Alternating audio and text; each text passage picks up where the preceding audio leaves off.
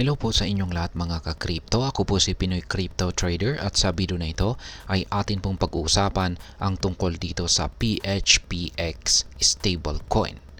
Alam nyo ba na ilang malalaking bangko dito sa Pilipinas ang nagtutulungan para i-launch ang PHPX na ito? Ito po ay isang peso-backed stablecoin na layong gawing mas mabilis at mas efficient ang cross-border payments gamit ang Hedera's Decentralized Ledger Technology or DLT. Pero ano nga ba ang ibig sabihin nito? Paano po ito makakatulong sa ating mga Pinoy, lalo na sa mga crypto trader or OFW? Kaya yan po ang ating aalamin sa video na ito.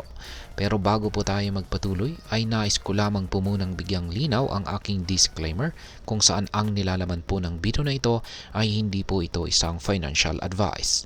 For education and information purposes lamang po ang layunin nito.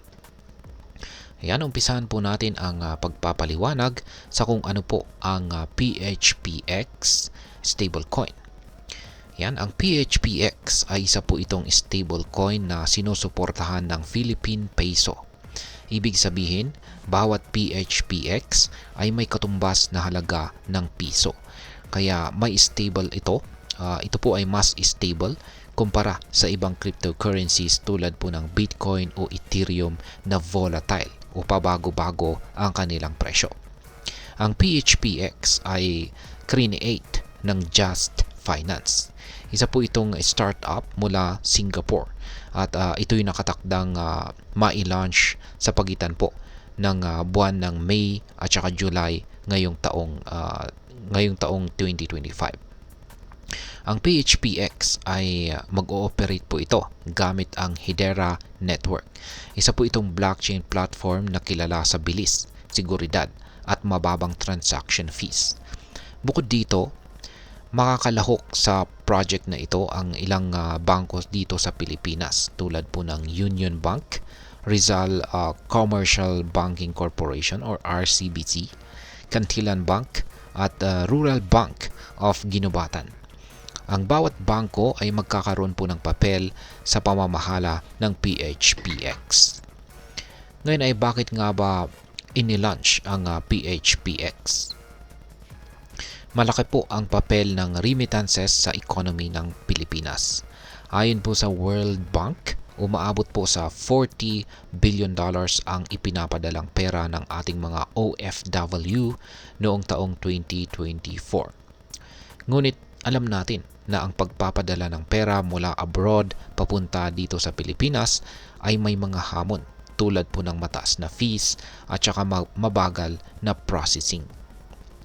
Dahil dito, layunin po ng PHPX na gawing mas mabilis at mura ang cross-border remittances. Sa halip na maghintay ng ilang araw para makuha ang pera, magagawa ito ng real-time gamit ang PHPX.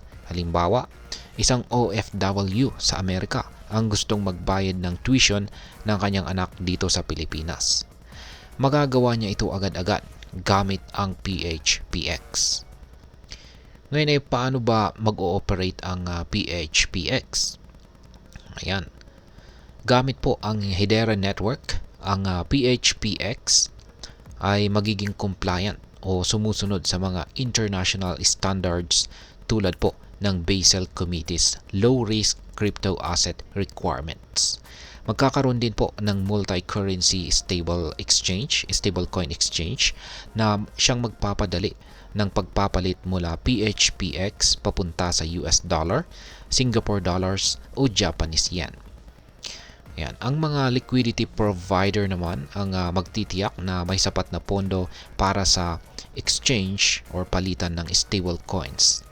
Bukod po sa remittances, posibleng gamitin din ang PHPX sa domestic retail o point of sale transactions. Ibig sabihin ay pwede itong gamitin ng mga negosyo sa kanilang araw-araw na mga transactions. Ngayon ay ano naman po ang benepisyo nito para sa atin bilang mga Pinoy? Unang-una ay malaking tulong po ito para sa ating mga OFW. Hindi na nila kailangang magbayad ng mataas na remittance fees yan, remittance fees, at maghintay ng matagal para makapagpadala ng pera sa kanilang mga mahal sa buhay. Pangalawa, mas mapapadali po ang mga international transactions ng mga negosyo dito sa Pilipinas. Pangatlo ay mababawasan po ang dependency natin sa traditional banking systems na minsan ay mabagal at saka maggastos. Ngayon ay ano naman po ang posibleng hamon dito? Siyempre, may mga hamon din sa ganitong technology. Una, ang edukasyon at saka awareness. Hindi lahat ng mga Pinoy ay may kaalaman tungkol sa crypto o stable coins. Kailangan po ng mas malawak na kampanya para maipaliwanag ito ng mabuti sa masa. Pangalawa ay ang cybersecurity. Dahil online po ang transaction, kailangang masiguro po ang seguridad laban sa hacking o fraud. At ang pangatlo ay ang regulasyon. Kailangan itong sumunod sa mga patakaran ng Bangko Sentral ng Pilipinas at iba pang mga international standards. At ngayon ay ano naman po ang maaring maging epekto nito para sa atin bilang mga Pinoy crypto enthusiast.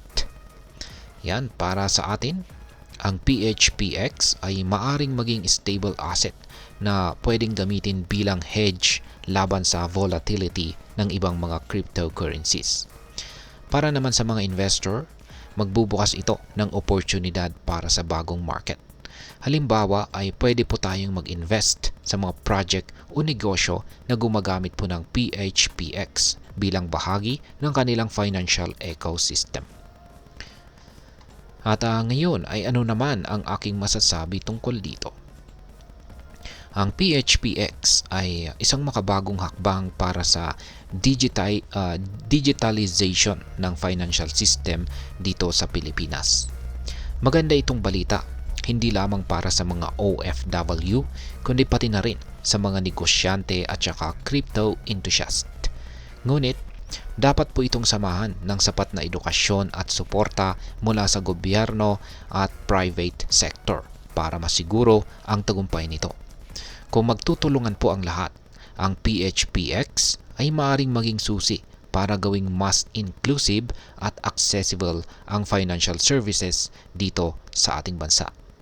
Kaya abangan po natin ang launching nito at suportahan po natin ang mga inisyatibong tulad nito na naglalayong iangat ang buhay ng bawat Pilipino. At ayan, hanggang dito na lamang po tayo sa video na ito. Sana po ay inyong nagustuhan ang aking paliwanag sa video na ito. Kung inyo po itong nagustuhan, pakiclick lamang po ang like button nito. Marami pong salamat sa panonood. Ingat po tayo lagi at God bless po sa ating lahat.